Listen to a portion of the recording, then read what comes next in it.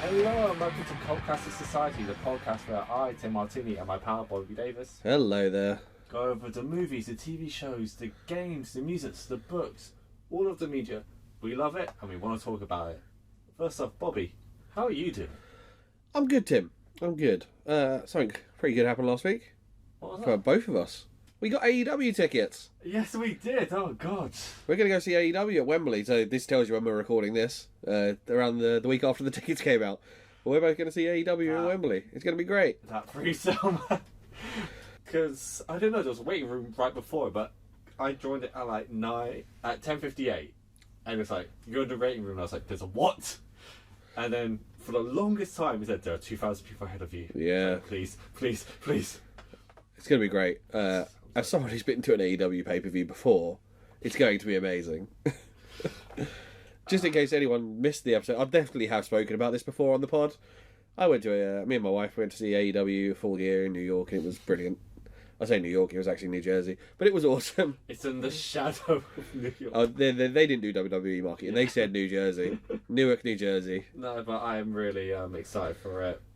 So, yeah, and... Hi, I just wanted to drop really quickly. Who are you? I'm David.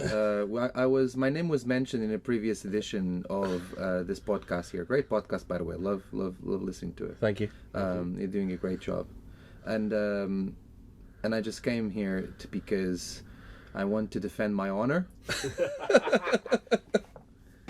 Shoot, go on then. I don't know how much honour you've got left, but go for it. You want to say it to my face, Tim? I praised you on the episode. You want to say it to my face? I praised you. I thought I was looking forward to your match. Because you like to see me getting beaten up? No, because I think you're a terrific wrestler. Oh, I see that. See this. Now that we're standing face to face, right? I can't remember what you said. Oh, those who can't do teach. Oh, I will never forget. You know, I got like a threatening message like 7 in the morning. And all I texted him was, Yeah, he sent me a screenshot saying I know where David's listened to this.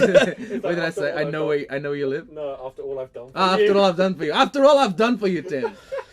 I'm kidding, Tim. We've been knowing each other for a very long time. It's alright, he doesn't even listen. It was clearly you told him. That is not true. I listened to it. You're a great person. I battled through those first 2 episodes where you could hardly listen to a thing. I appreciate that. Yeah. Yeah, I know. I'm one of the 2 people who did. They've got 30 odd listens each. Wow. The second episode's still one of our most listened to. Yeah, everyone wanted to go like that. No chance this could be as bad as the first one. Oh my god, it is! Check this out, friend. You're a great person, and it's been a pleasure working with you in all the pleasures we have, and all the projects we have, and I wish And all you the nothing. pleasures you have. And listen, focus. I wish you nothing but success for you and for the podcast and for everyone that's listening here. Thank you. As for Bobby, Watch your words. enjoy this edition of the podcast. everyone. Bye, David. Bye. Well, no, he's gone. So, Bobby, Why did you invite him? look, he just follows me around. He's been stalking me ever since that shout out. Yeah, I think he might be trying to take you out, man. Just waiting for the optimum moment. Thank God you're here to cover for me. I know where you're going to get super kicked. But let's talk about The Raid. The Raid. So you knew nothing about this movie. Very little. I knew it was an Asian cinema thing. I used to sell it at my old job. I used to sell media. It was in the Asian cinema section. I have a couple of friends who are very big into their Asian cinema and anime and surrounding kind of medias. They love The Raid. Was often recommended to watch it. Never got round to it. And then someone called Tim Martini made me watch it for a podcast. Whoever that person was, they're a genius. But did you know the director was not Indonesian? No, where are they from? Wales. Ah, the land of my forefathers. We're just going to dive straight into this with the main character, Rama, doing pull-ups on a pull-up bar because he's training. He does pull-ups and a few prayers. Yeah. And I said the way it's edited, this is like he's going back and forth, like, do a couple of pull-ups, pray for a second, couple of like... Pray for that power to do those chin-ups. I've always been terrified of pull-up bars, you know, the at-home ones. The ones that like expand out into your door frame. Yeah, I've always been terrified of those. Yeah, I mean, I've watched enough of You've Been Framed in my time to know that they can fall. Exactly. I'm not going to risk it. But, There's a lady asleep on the bed. yes, who's pregnant. Yes, she's very pregnant. And as he's leaving, he passes his dad and he says, "I will bring him back." So my immediate note is there's some kind of old master. Who is him? Who is him? This is a good point. So this came out 3 years before John Wick. Uh-huh. But he uses that same blue filter. I'd say it's grey. It's like grey as fuck.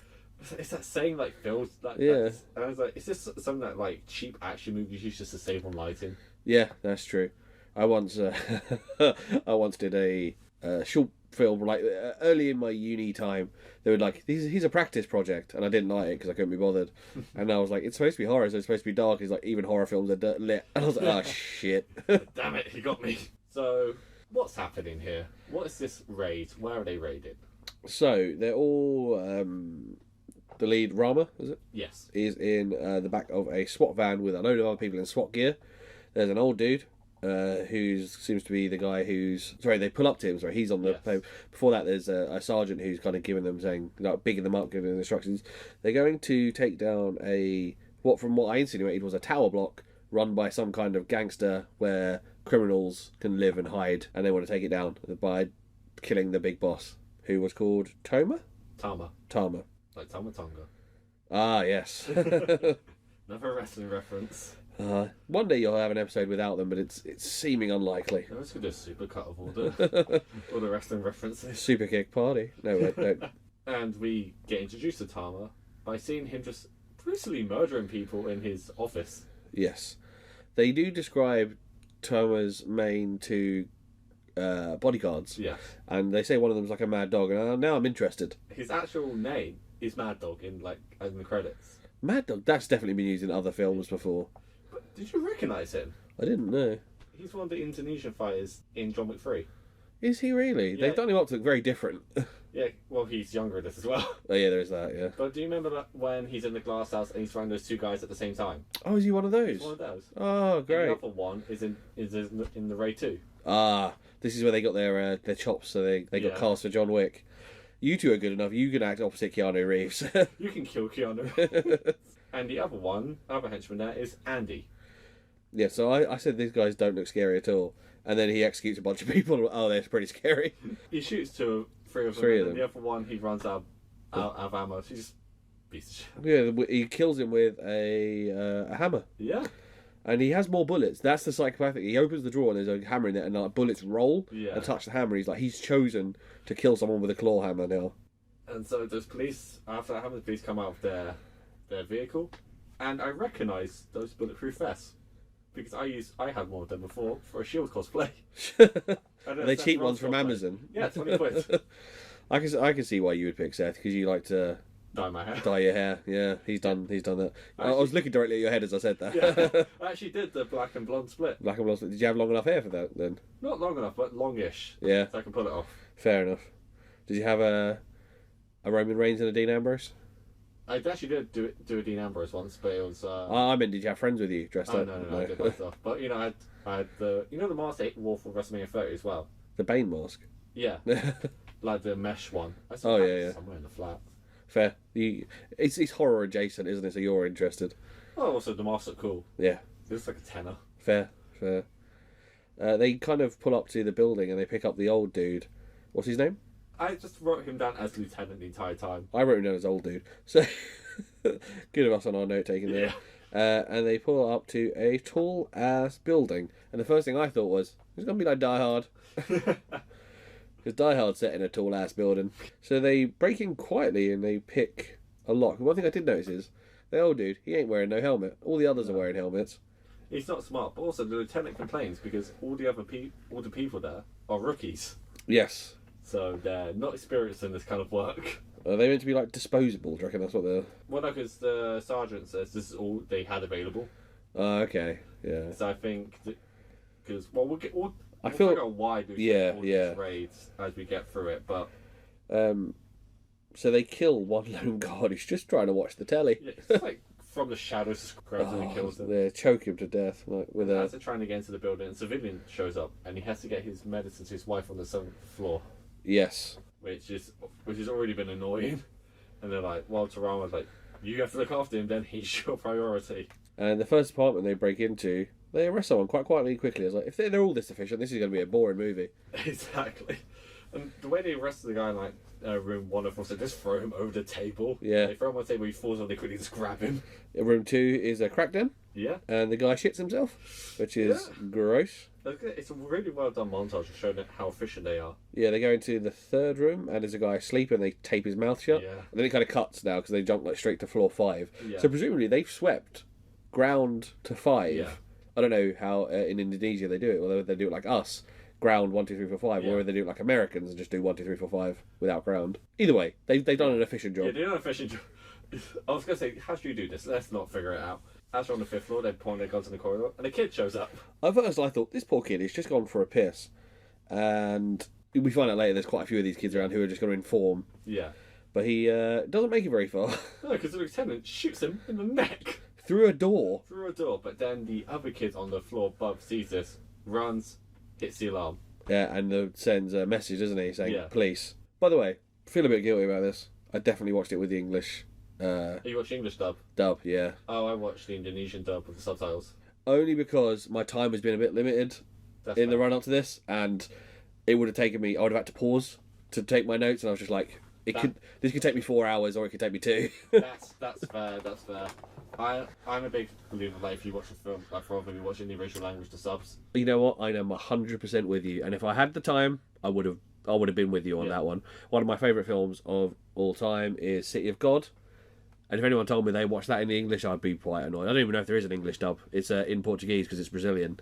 I mean, the only thing I would give that pass to is if you watch the English dub of the Death Note anime, Okay. just because it has one of the best line reads of all time.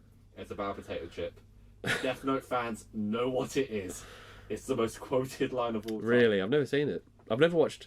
Only anime I've ever watched is Pokemon. We think we went over this in the Pokemon Yes. episode. I think Pokemon and Dragon Ball Z.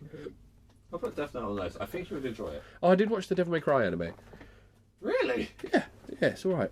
And I watched... There was one more. Oh my god. Oh, we're going off on a tangent here, but we'll leave this in. Screw it.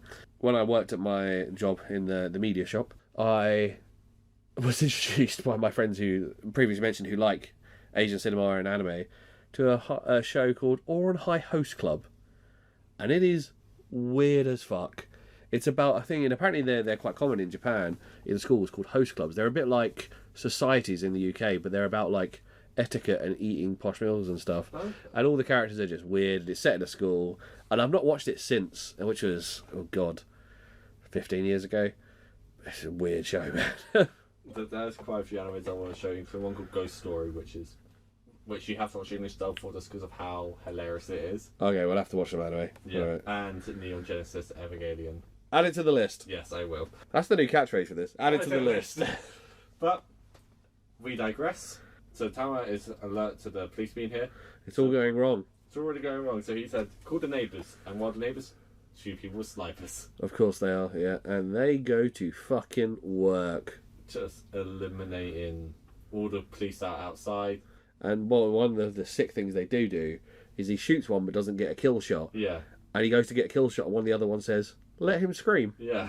Oh. Which works because then one of the people in room 104 goes there, gets shot in the neck. The other cop goes, what happened? And that's when the guy grabs the machete from underneath the table and just slices the guy. That's 4 SWAT team dead in a minute. I know. Not even. And that's it. They're all rookies. Then they waste the guys in the truck and they, to quote one of the most quoted Simpsons lines of already, stop, he's already dead. Yeah. They go overkill on that. You just got to make sure they're dead, you know? But that's when the lights get killed off and the civilian runs off. Yes. And Thomas starts taunting them through the PA speaker. Yes, he does. You're going to die. And that's when the sergeant goes, are we going to get any backup or whatever? And the lieutenant kind of lets it slip that no one knows that they're there.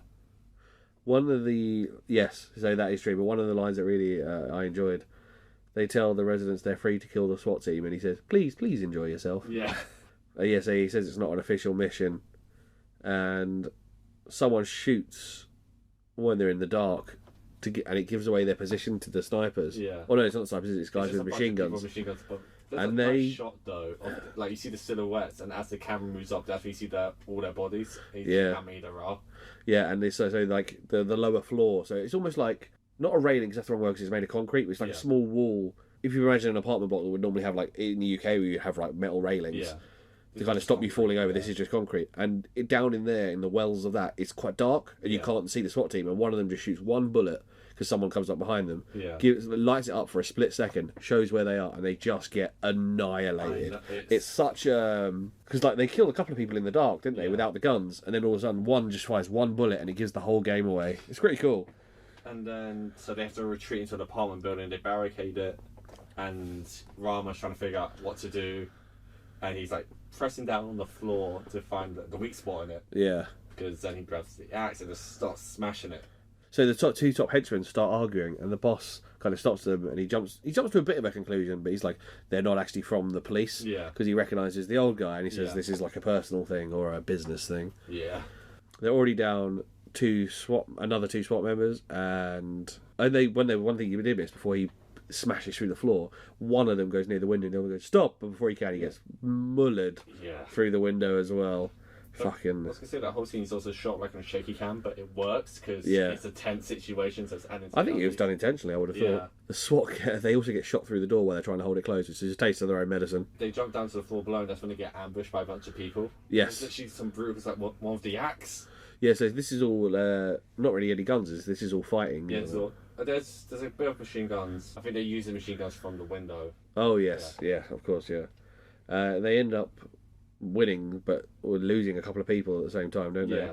The bit here that I like is when when they barricade the door with a fridge, and when he throws a grenade in it, turns the fridge around, so that obviously the gas from the fridge goes with it, and it Yeah. blows the door out. It's so smart. Yeah, it's clever, good. I like it. This is so good. So this is where the henchman Yeah. comes down with the machete, and he starts killing some of the tenants who are like lying on the floor dying. Yeah. So some of the criminals, they're already like, and he just no, you're dead. Yeah, like it's just you fucked up.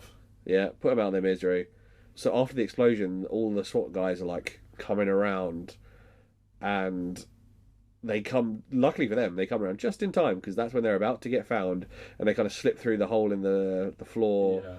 And this is where the henchman, the guy with the machete, almost finds them. The SWAT team start hiding, and he starts like tapping the machete against the wall. Yeah, it's basically a horror scene at that moment. I didn't think though. Okay, these guys with machetes are coming for them, and it may give away their position. But you do have your gun still. Yeah.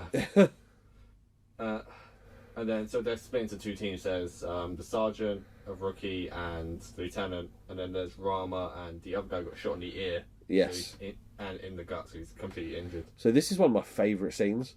So they're in that narrow corridor, and Rama with a nightstick beats up like 6 of them, Yeah.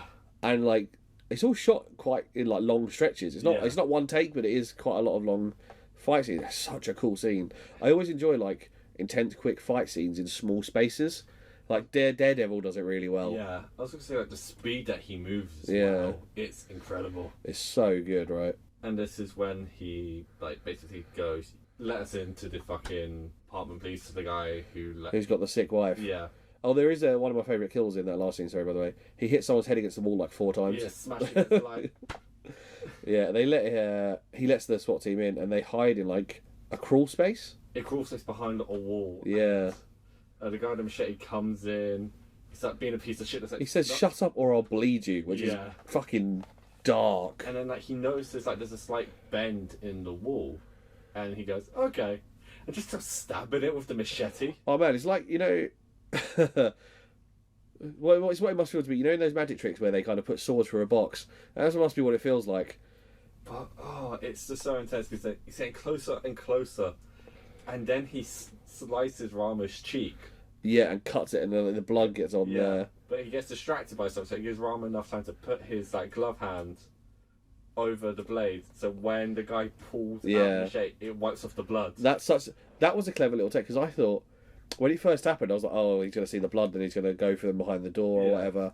And then as he put his hand, I was like, oh my god, he's actually going to clean it. Yeah. What a clever little touch. I like that. Besides the fact that you can see how deep the knife is into his cheek as well. It's like, That's a gash. Yeah. How is he not screaming?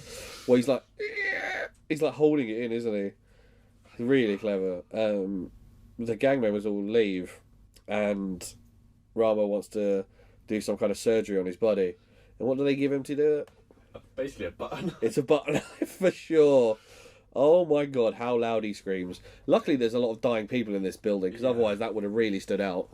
And at this moment, Andy is in the lift with 2 other henchmen. He just kills them both. Yeah, well this is where you're like, oh okay, who is this guy? Yeah. And my first thought was, is he an undercover cop? Because he stabs them both in the neck as well. Yeah. Which is brutal. But did you catch, like, before he kills the second guy, the second guy's like, why? What? Yeah, and I immediately thought he's an undercover cop. Yeah. Who's like on the inside to try and pull this through as well. The pile of bodies when he comes out is fucking mental. He kind of like slowly sifts his way through. Yeah. The guy who apartments they're in reveals like he's like, there's no way out. You're not going to get out of here. Yeah. And he's also said he's seen the lieutenant here before. Yes. And so this is where we start to piece together that after what Thomas said and what this guy said, we now know that this isn't a police mission. This is something else. Yeah. Something else is going on. And then as Rama walks out, the machete gang spots him. Yes. He has to leg it. And there's a moment where he just like grabs a guy. He goes inside the staircase. He grabs a guy, throws him over the barrier, and his back lands. So this is like where Roma becomes like a bit of a one-man army. Yeah. That scene, like I genuinely thought, oh, he's going to plummet to his. Oh no, that's way worse. Cracks his back. His spine cracks over. So what I said earlier about like rather than a railing, it's like a concrete wall. Yeah. It like arches over, and then he falls after that. Yeah. So presumably his spine snapped in half, and then he fell to his death. Ugh. And then he has to fight all the guys by himself. They start climbing up, like jumping floor to floor. Yeah. With the machetes in their mouths. It's a bit like fucking watching like zombie movies where they're just coming for you. But the fight scene with the machete gang. Yeah. So he's like trapped in a dead end of a corridor against 4 dudes with machetes, and he just runs at them, and he's just like, oh fuck it, let's go. But the best kill in this. So a door gets broken down. Oh, I've got a little bit before that. That's on my notes as well. But one of the things I do say is they tried to chop his leg off at one point, which is really funny. And I said the choreography of this particular scene is fucking incredible. And he tried to chop his leg, he just literally kicks with the other one. They use that momentum to get himself up. Oh, it's so good. And then what was the kill you were going to say? So there's a bit when they break down the door and there's like a bit of like wood and like sticking out. He basically does a face buster. So yeah, there's a guy and his neck goes on it. So the bottom of the door basically stays where it is. There must be like a bolt at the bottom, and the whole bottom door becomes like a jagged wooden thing. And I wrote he does the X Factor, which is the face buster. Yeah. So if anyone doesn't watch wrestling, a face buster is where you grab someone by the head and just slam their head into the floor. Yeah. But what he does is he slams this guy's neck into this jagged piece of wood. And you can hear like a bit of like rocking, and like he's still twitching. He nearly gets choked out at this point as well. And then he headbutts him in the eye, which I was like... And then he's fighting the guy, like all the guys that enter that part where he's in. I was told to use that body as a step. Yeah, to jump up. Jesus Christ. He ends up, by this point, I think by the time they're inside the apartment, he's done 7 back-to-back kills. And then more come. The guy's neck and he stabs him in the heart. He's just efficient and brutal. And then very the final John guy, Wick. like he punches him in the back of the neck, and then he needs to get out of there. So he dives out the window while using the guy as a full pillow. Yeah, so he holds on to him and like he's like, "We're both gonna die." He's like, "No, I'm gonna use you as a landing pad." I like how when they land, they kind of land on like a fire escape. Yeah. And they go straight into another apartment. It's the only other innocent person in this building, I think. Well, they're just high as shit, so they don't notice. Well, they don't really care. You should literally see like a woman there with a needle, literally about to inject into herself. So I've read here, Roman's looking ropey already, and there's still half a movie to go. I know. He's grabbed by someone.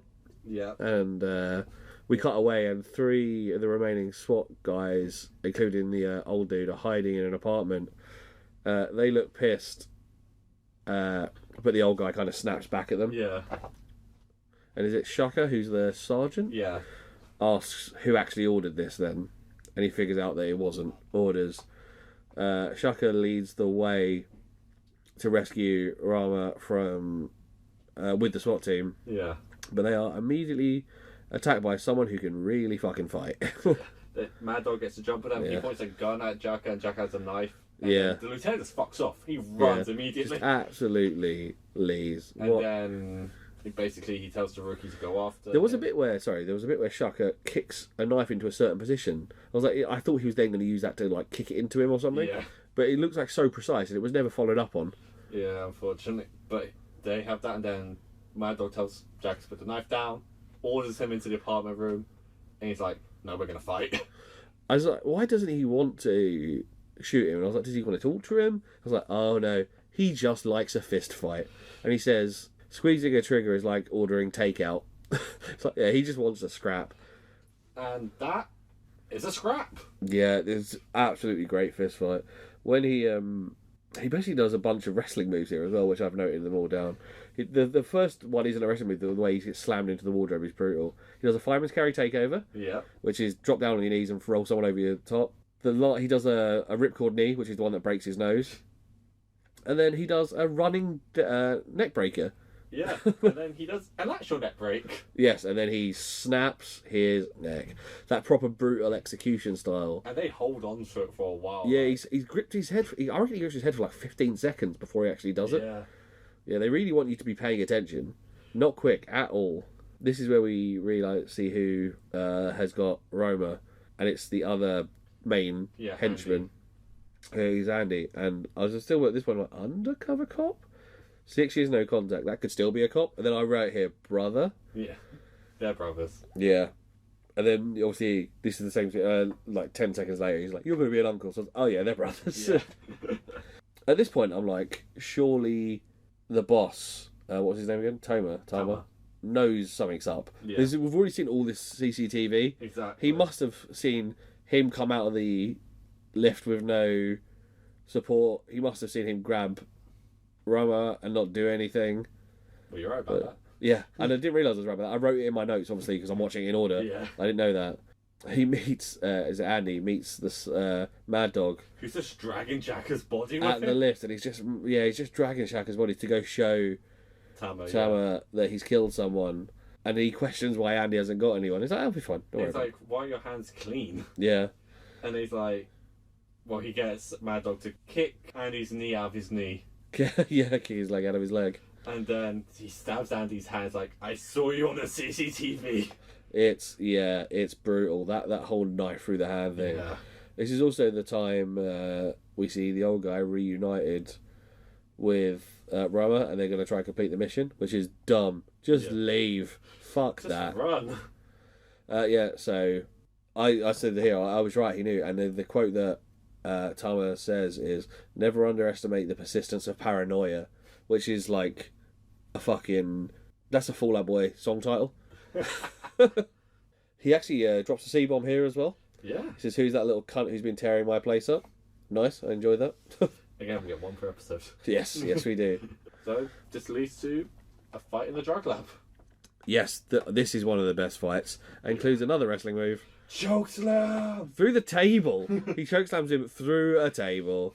I said, I don't know what this is, but presumably it's a drug production lab of some description. I mean, I've seen enough Breaking Bad to know what a drug lab looks like. Yeah, this is... It's such a great fight, but the lieutenant is such a sloppy fighter. I would let him die. Yeah. Just like, they keep saving him. It's just like, he's useless, he's a hindrance, and you know he's brought you here with no, like, orders. I was going to say, there's literally a moment where he throws a knife to save the lieutenant, and the lieutenant just, at the last second gets It's... Oh, we should have hit him. He's such a knob. He deserves death. The bit where he trips someone and then stomps on his head. Right, that's so disgusting. I was going to say, the rookie as well, he can handle himself. Yeah, he really can, yeah. There's well, they are rookies, but they have been trained. Yeah. Yeah, for sure. This is where Rama sees Andy being tortured. By Mad Dog. Yeah, he's like hung up from the ceiling by his chains, isn't it? Yeah. He's chained up to the ceiling. Then as Rama enters the room, Mad Dog's like, okay, and just lets Andy off the chain. He's like, I want to fight both of you. I still hadn't, like, clearly this character hadn't settled into my brain. So why is he laying him down? Oh, he just wants to fight two people because he's a fucking lunatic. And he really does love a fight. And I've got a note here. I bet that room stinks. That room looks so grim. It does. It's probably the room where that drug addict shit himself earlier. But before the fight begins, the lieutenant and the rookie are just executing people on their way to Tam's office. This is the one they've learnt their lesson because a couple of times they've been jumped out on and caught, and they finally learnt their lesson. Someone jumps out on them and shoot him in the face. There's like push him against the wall to shoot him. There's a couple of them that I think they were shot in absolute cold blood. Oh, especially by the literally like they're screaming in pain. Goes die. Yeah, just like you could have left them there. They're not going to do anything now. Exactly. They're like all they could do is tell people you're here, but everyone knows you're here, so don't worry about it. Fucking yeah, some of them are like that is a bit brutal. They go straight to Tama's office. He has the rookie zip tie Tama's hands. And he shoots him. What a fucking dick And then move! Tama's just there going. When he shoots, he shoots him. He doesn't shoot Tama. He shoots the rookie. Yeah. And Tama's just there going, oh, interesting. Like at this point, and I know we get a bit more context in a bit, but even with that context, he could have just shot Tama Yeah. and just left. No one would have known what he'd done. Yeah, but we have the context after like why he wants him alive for a bit. Yeah. But before that, I would say this is the best fight in the movie. This ends up being the best fight in the movie. Like almost every fight that's happened so far, I've gone, this is the best fight in the movie. This is the best fight in the movie. This is the best. Like they steadily get better. It's that escalation that we spoke about, like with John Wick. The fights just escalate, and this one, oh my god! So this is where Rama and Andy are going 1-on-1 with the Undertaker. No, they're they basically get their asses handed. yeah, 2-on-1. Mad Dog absolutely brutalizes them. So Mad Dog's going to like do a jump kick at Rama, but Andy's like lying on the floor and grabs his other When leg. he pulls him, yeah. He just pulls him down. Yeah, that is so funny. When he literally pulls him out of the air. That was one of my favourite moments. And there's another bit where Rama's pulling Mad Dog in the air, and while Andy's on the floor, he's kicking Mad Dog in the chest. There's a bit that I really liked was when Andy's like half knocked out on the floor, Yeah. and Rama kicks Mad Dog over him, like he falls over him, like you know when in school where people would kneel behind Yeah. you. I was like, oh, I don't know if they've done it on purpose, but it's very schoolboy-esque. And while the scuffle's going on, Mad Dog throws one of them into the lights, and the light tube breaks out, so it's shattered on the floor. And as Mad Dog is going to break Rama's neck, and he just comes and stabs Mad Dog in the neck with the light I tube. can put it here, be quicker. He was so slow getting to his feet and defending his brother. But here's the thing. Mad Dog continues fighting. He's bleeding out and he still keeps He fucking has a going. fucking like massive light tube in his neck, and he's like, I'm not done. I've written here, like, that was a struggle and that prick needed to die. Like, fuck me, that went on for ages. And the way they finally get him is like they hold him down and Rama slits his throat with the light tube. Yeah. Like, that's what it was going to take to stop this guy. Being stabbed in the neck and bleeding out slowly. No, I'm going to keep fighting. No, you need to slit this guy's throat. He's going to keep coming. You break both of his arms and legs, he's going to headbutt you. Like, this guy isn't stopping.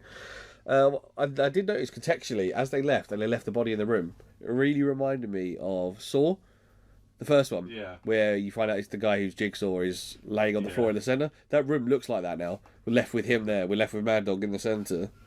Blood everywhere. This is where Rama and Andy come across the old dude. Who tries to kill them. Yes, tries to kill them, but he's also got Tama as a hostage. Yeah. And he tries to shoot down the stairwell at them. And this is when the lieutenant's going, I want to show that I was able to take over the gang and I'll be put in charge. And this is when Tama lets it slip. That was never the intention. No. The intention was to get the lieutenant killed. He was always a pawn. And as he says, like, I can't be replaced. You can. This is where we're also revealed that there's, like, above Tama, there's another bigger boss. Whole crime And I just went, organization. Raid 2?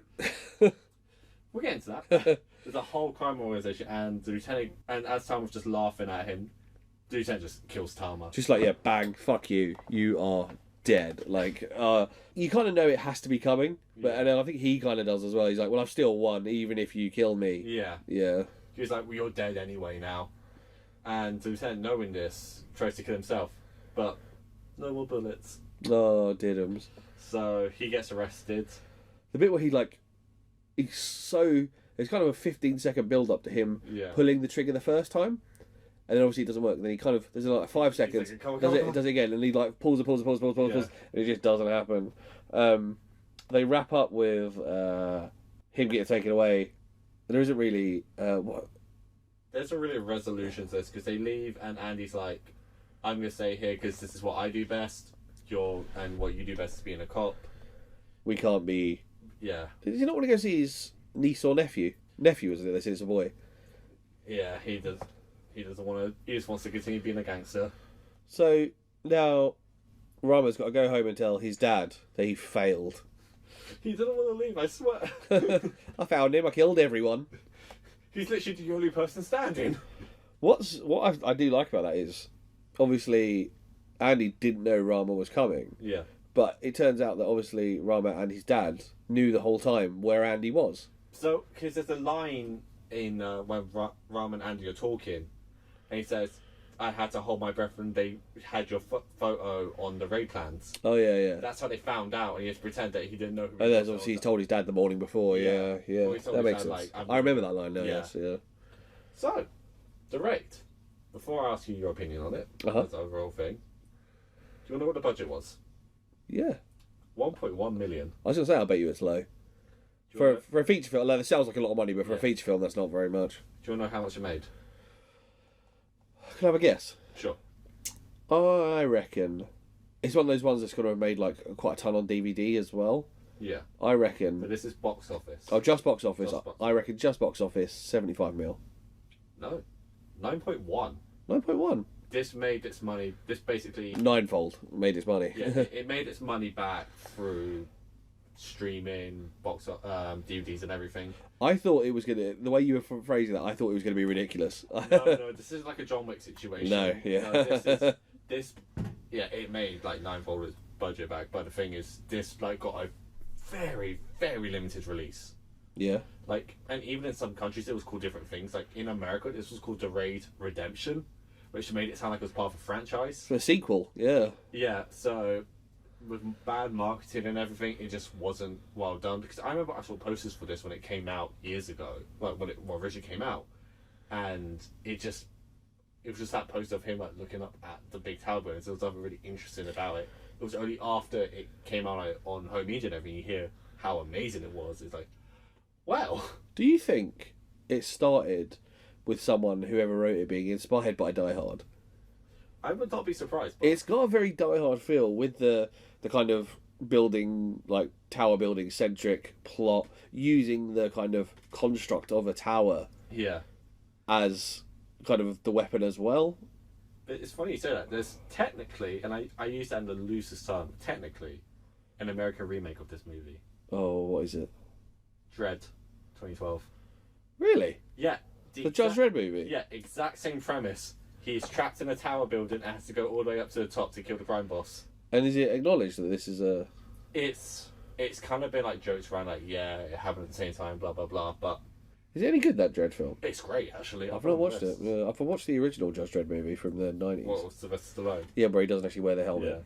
Yeah. But, what do you think the Rotten Tomato score for this is? Oh. 92.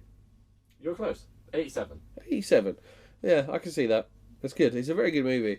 It is, I think, if you're into your kind of martial arts action, this is going to be up there for you. I think if someone tells you, and this is the kind of action you're into, someone goes, it's like Die Hard, I think no one's going to be disappointed. No. But I think it does bring something different to the table. Yeah. Really enjoyed the movie. I thought it was very good. There's not a lot of it, but I like that there is enough characterization to keep a story going. Yeah. Which, like, everyone loves Die Hard, but it's Hans Gruber is a dick and John McClane is a badass. That is your story. And this is pretty much in that same essence. Like, there's enough, like, with police corruption, it sets up, like, a larger world, similar to what John Wick does. Yeah. But it's just such an effective premise. It's policemen trapped in a building. Yeah. There's no escape, essentially. Yeah, it's basic, but in a very good way. Yes. Like, if you want that kind of martial arts action, you don't need a hell of a lot of story. Don't get me wrong.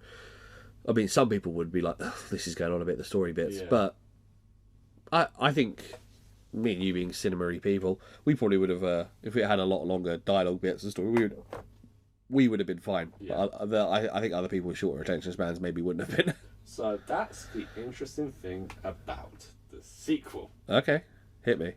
It's 2.5 hours long. Fuck me. And you know about all the other gang, all like the big like drug world, gang world and everything. It becomes a massive story. Because I was talking about it with my friend yesterday. It gets way too complicated for what is a sequel to a very simple premise. It's a great action movie, but it does drag. Yeah. We are going to cover it one day. Not yet. Because it's one of those ones that's so long you couldn't pair it with this movie in a single. Exactly, because we learn our lesson from the John Wick episode. I enjoyed that, but it was long. It was a slog, and I think with this one, like, one of our critiques about the third John Wick was its length. Yes. But its story was still pretty simple. Yeah. It was simple. He goes here, he goes there, blah blah blah blah. With the raid, it does get a bit more complicated. You have to like follow different arcs and everything. So it's called The Raid 2. Yes. But it's not a raid. There's no raid in this one. No, I'm claiming false advertising. Like my lawsuit against the never-ending story. Oh my god, it's just Simpsons and wrestling references at the minute. Yeah. But Bobby, what's my recommended reading? So Tim, we've done music before, and I want to change up the format a little bit. We're going to do music. We're going to do what I would probably claim to be my favourite band overall from my teenage years to today. A band that a lot of people love, some people don't have time for. Blink-182. So on this list, I was really surprised when I threw Blink-182 on the list. I generally thought you'd cross it out and be like, I know enough about Blink-182. Everyone knows a handful of the singles, so I'm assuming you're the same. I know all the small things, and I know that Travis Barker was a drummer. Well done. That's all I know. They are two facts, and I'm proud of you. Because Travis Barker, I mean, we'll cover it more, but he's everywhere in the industry. Yes, he is. Mr. I'm going to have to... Maybe I should do that. Maybe for the next episode, I will write a list of songs that end with the words featuring Travis Barker. Because it's a lot of fucking songs. I looked on his Wikipedia, and this is I'm talking pre-COVID, so you're talking 4 years ago. I remember looking at the list, and it was quite unmanageable then. So I imagine we're not going to get through it, but I'll give you a highlight rundown. I know. Especially ones you wouldn't expect him to be on. I mean, I know he's on a Lil Wayne album. Yeah, he's on a lot of hip-hop. He loves hip-hop. He does. He did his own hip-hop album. He did. Give the Drummer some. It's very good. It is a good album. But have you listened? We're talking about Blink-182, so that doesn't count. So yes, what are we talking about with Blink-182?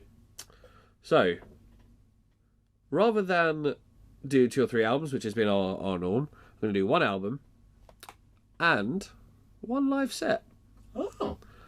So I was thinking about the album, and there's a couple of options, and I want to leave it to you. Actually, I want to give you a brief description of the albums that you could pick from, and then you're going to pick. I'm going to discount early Blink, because that had a different drummer. Okay. And I'm going to discount Blink for 2 albums they did called California and 9, because they had a different guitarist and singer. Okay. So you want peak Blink. So Mark, Tom, and Travis. Cool. All right. You got Enema of the State, which is the album that kind of made them famous. Is that the one with all the small things is on? It's the one with all the small things on. You've got Take Off Your Pants and Jacket, which is where I think they kind of define that pop punk style. It's kind of Enema but perfected, I think. You got Self-Titled Album, which is the one where they got a bit more experimental. It's the one that actually kind of blew up. And it's the one just before they broke up first time. Okay. Then there's one in the middle where they got back together called Neighbourhoods, where they were briefly back together as the threesome for a few years. I really love it. Not massively rated by some people. And that's it. They're your options. Let's go for the second one. If that is like what is like them, like you said, like when they massively defined their style and everything. Yeah. I think that is the one we should go for. I was hoping you would say that. That is Take Off Your Pants and Jacket. That is peak Blink. You'll probably recognise quite a few of the songs on it. Very good album. We're going to listen to it, and I cannot wait to talk about it. The live set I want you to do, you can find it on YouTube, Coachella 2023. First gig, yes, first gig back since 2014, I think, with Tom DeLonge. Wow. Playing back on guitar and vocals. It was recorded properly. It's been put on YouTube by Coachella. You can find it on YouTube. We're going to just go through the set and analyse not only like the songs. Some of the songs may be briefer because they will feature on Take Off Your Pants and Jacket, but there's often they change stuff live. They're very known for their jokes. Yeah. So we'll talk about that live. And they're fucking idiots, which they will come across in this set. I am excited. Blink has been on my radar for years, but I think I've discussed this with you before. I'm not sure I said it openly on the podcast, but you know that thing where people go, where a lot of people go, you have to like watch this, listen, blah blah blah, Yeah. because it's the greatest thing ever. I heard a lot of that about Blink, and that I found that very off-putting because how do you approach something where you have such high expectations? This is true. I think there was always the argument of Blink and Green Day, who's the better masters of pop punk, and Green Day went a different way and kind of broke the mainstream with American Idiot rather than sticking in that pop punk niche. Yeah. Maybe we'll discuss that next time as well. Maybe. I'm excited for this. Good. Tim, where can we find you on the old socials? You can find me at the Tim Martini on Twitter, on TikTok, and on Instagram. The guy who knocked on our door, David Francisco. Do you want to tell us a bit about him? Well, he's a pro wrestler. If you want to follow him, I think he's I'm David Francisco on everything. Yes. At I'm David Francisco on any social media you want to find him on, including Twitch, I think, and YouTube. Yes. And all of the stuff. If you want to follow... You don't have to follow him. Me and David run Purpose Wrestling in Wimbledon, in London. It's a great night out. It's on a Friday night. There's a bar. There's some wrestling. And it's in a fucking library. You can watch matches from that. And you can hear more of my voice because I'm commentating on our YouTube channel. Purpose Wrestling... YouTube.com/Purpose Wrestling. Follow us on socials. At Purpose Wrestling everywhere except Twitter, which is at WrestlePurpose. Because someone had taken the handle. The pricks. Also, we've got a website, purposewrestling.com, where you can buy tickets and find out more information. To follow me, I am bdavies_creative on Instagram for all my graphics and wrestling related and non-wrestling related graphics. And you can follow us, the podcast, CC Society Pod, on Instagram and on TikTok. And what's our email, Tim? ccsocietypod@gmail.com. That's where you find us if you want to email us. Thanks for listening to this episode about the raid, and we'll see you next time. For Blink 182. Bye. All that.